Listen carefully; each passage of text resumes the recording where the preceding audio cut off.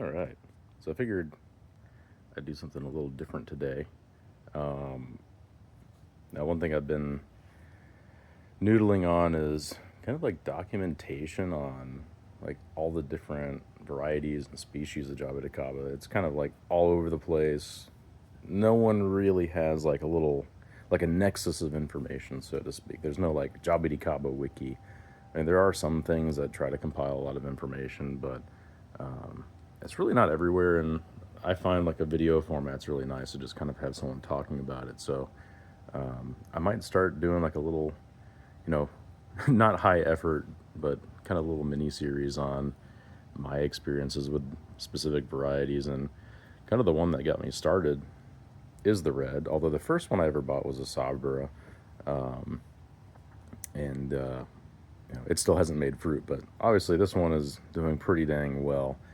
It's a workhorse of a tree. It's lived in a pot its entire life since I had it. I bought it at maybe around 3 years old, 4 years old. So I can kind of, I think I'm going to talk to just kind of the features of the tree, how it looks, and I do happen to have, different ages of the tree because I've been propagating pretty much almost every seed from this thing. I've gotten to the point where I have too many trees, so I'm gonna have to start selling them before I propagate them. But they're kind of elite, at least a little easy to take care of when they're about that small. So we'll kind of start from like the age of the tree, kind of how long does it take to get from that to that. Um, so now, really, first of all, the seedling in here that's probably about 6 months old. 3 to 6 months. It really depends. Sometimes they're pretty vigorous, and they can it just kind of explode.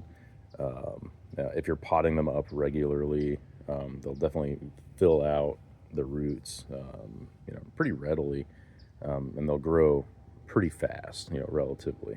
They're not like, I have a peanut butter fruit tree out in the yard out there that I got as a little, that size, if not smaller. And in a year, it's, as tall as this tree, just about. Obviously, it's not as dense or big, or it's not producing fruit yet, but it got pretty big pretty fast. So Jabos, they tend to grow at the rate that you allow them to in the pot that you put them in, or if you put them in the ground. Although I find the ground growth rate, especially on the reds, because I've got a few that are from the same batch as this guy. Although this one's been potted up regularly compared to those, that when I put them in the ground, their growth rate kind of slowed a little bit, but it's because they're working on their roots. They got a lot more room to grow, whereas when you kind of pot these guys up, they grow until their roots start touching the pot, and like once they start reaching the air, they start working on their top, right? And they start working on the leafy growth and filling that out a bit more. But anyways, so kind of we've got our 6 month old tree. This is probably somewhere around a year and a half, and then this one is coming up on 2 years. So you can see, given enough room, they'll really grow. And then this guy over here is probably 5 years old, 4 or 5 years old, and so reds, they grow quick, they mature fast, and they also produce fast. So let's get a closer look. Now, this time of the year, the leaves don't look as good. We had a hot summer, and they are like semi-deciduous, so they'll shed their leaves and kind of replace them readily. I've noticed my tree, it'll get more dense in the summer, but in wintertime, it always kind of looks like this, right? It never really loses everything, but if we look at, kind of the bark of it, let's see if we can get a good shot. It's kind of very peely. I tend to find like this one, it's got more of a, white bark. Some of them have like a little different like hues to them, but this one, I'll just let it focus on that for a bit so you can see what the bark on the red really looks like. And they just flower all year once they actually start getting a good cadence to them. I'm going to pull this spider off of my camera here before it starts crawling into it. But this is, I want to say, the third year. Yeah, it's definitely the third year that it's flowered, starting on its third year. And it's just pretty much every surface on it is going to be filled up with flowers, like all the way to the top here. You can see, some coming in right there. So yeah, it takes them a while. The fruit, let's look at the fruit. So these ones are kind of old, so they can get really dark. I'm just gonna pop this one off. So this one's probably about as ripe as it can get before they start drying out. They start off like a light green. I wish we had some younger ones on here. And they just kind of really darken up. I know some of them can have more of a red hue to it, but they get a lot bigger than this too. This is just really a runt. I'll taste this one because it's, and to me, they're more sweet than they are sour. There's a little bit of tang. They kind of taste like Jolly Ranchers a little bit. They're really good, and the skin is edible. If you like the kind of little bitter, kind of resiny flavor, so you can eat the whole thing on these. They're very good, especially like when you get really ripe like that. They become the whole thing becomes more edible. But let's look at the leaves on them. So this is like a cross between a cauliflora and a Ariana. So it is a hybrid. You can kind of see the leaf. Let's get a good look at that. So it's kind of the first time I've really been thinking about how do the leaves look. But they've got that kind of like elongated, like this like pattern in the center, which is similar to like the Oriana more so than the Sabra. And we'll go look at the Oriana and the Sabra just to compare to. And let's see, they're not really fuzzy at all. And there's like let's look at the underside of the leaf. Although this leaf looks a little funky, a little special. Let's look at a different leaf. Yeah, so there's like no fuzz on it. Maybe there is up close. It's kind of glossy. And yeah, so let's see if we can look at some new growth. I might have to look at the young ones.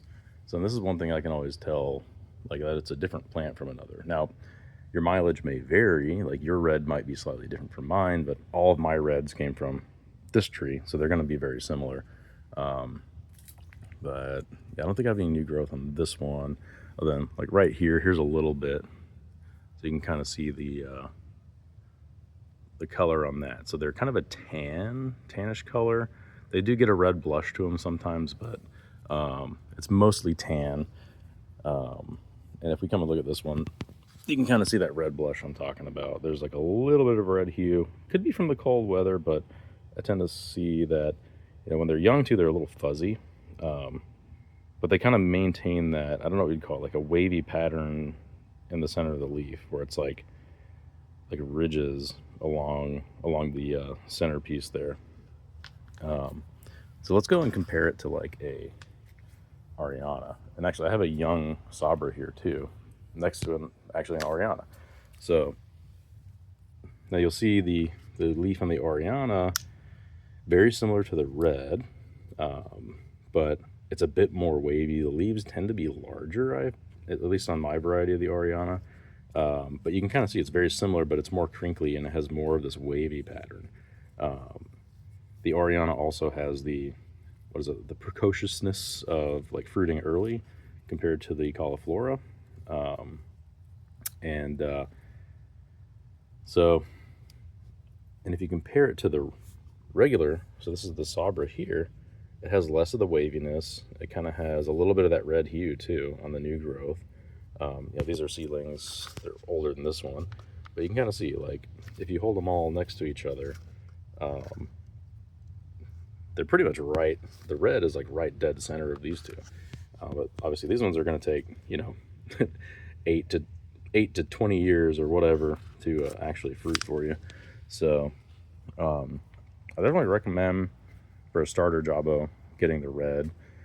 Some other traits I've noticed is, I know people say they like a lot of acidity, and I find that using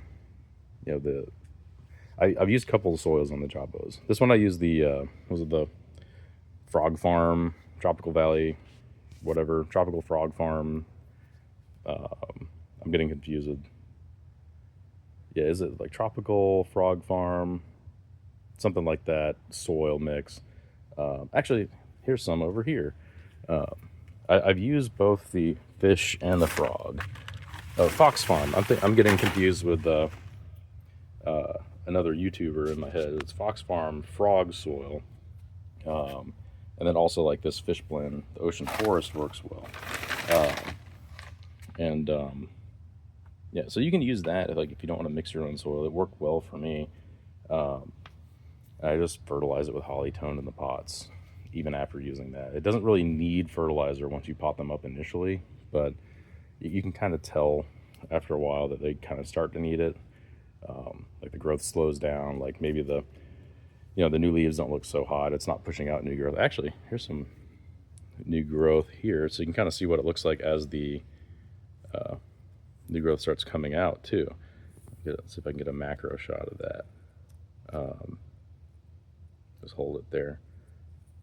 And so it kind of doesn't grow as much or flower as much, and you can add just like a little bit. Like what I usually do is I take like literally like a drinking cup full and just shake it around the surface, and I put my mulch back over the top of it. It doesn't really need a lot. I do it maybe once or twice a year for this size of a plant. As they're smaller, you don't really need to, because you're mixing your soil, or you have the pre-packaged soil, which I use that for I have these strawberries over here. And I was lazy. I didn't want to mix. I wanted to get it done. But if you're potting them up, you don't really need to, because you're adding new soil to new pot, and it's got nutrients in that. But they will deplete them eventually, so you gotta make sure that you got the good stuff in there. When they're in the ground, they don't really need it at all, at least for me so far, not as frequently. I try not to use fertilizer in the ground. I definitely do, but I don't really need it, especially now that I've been like chopping and dropping. At first, like there was no plant matter to throw on top, but yeah, I just kind of throw all my scraps and chop in the yard, and they seem to be fine. But I'll help them out a little bit. But anyways, back to the like pH on these things. They do like it acidic, so keep that in mind. Not quite like a blueberry, so they do okay in the ground in Florida. But if you have high pH water, it could cause them to get chlorotic a bit. Like this looks kind of chlorotic. It could be due from the cold. I'm not sure, but I did just recently pot it up, and so I can water these things with city water, and it doesn't seem to mind too much, at least here in the Tampa area. Our water doesn't seem to be too bad. It's like slightly alkaline, but keeping them in the peat moss, keeping the acidic based fertilizer, or the acidic fertilizer, really seems to do a good job. So I guess that's something you'll just have to test out over time. But I do prefer the rainwater. I have a trick where I collect water out of my AC drip line in the back, and that's like, it's basically distilled water, so it's neutral pH. And then I try to collect rainwater too, and I kind of add the two together, so between the two of them, they should be slightly acidic. I'm trying to think, is there anything else that makes sense to go over for the reds? I don't really think so.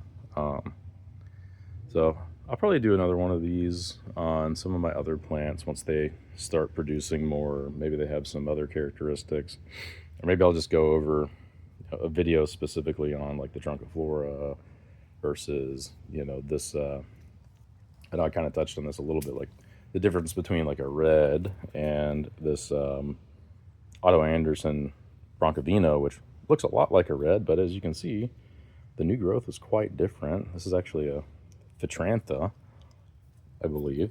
But yeah, so there's a lot of similarities between them all. Maybe I'll just slowly do videos on each of them, but I think it'd be interesting. So this is get a little view of the children in their row. And for the record, I don't use Miracle Grow. I just have that little container because it seals. I don't actually there's no fertilizer in it, for the record. But anyways, yeah, that's pretty much it. I've been rambling about reds for a bit. I hope that's useful.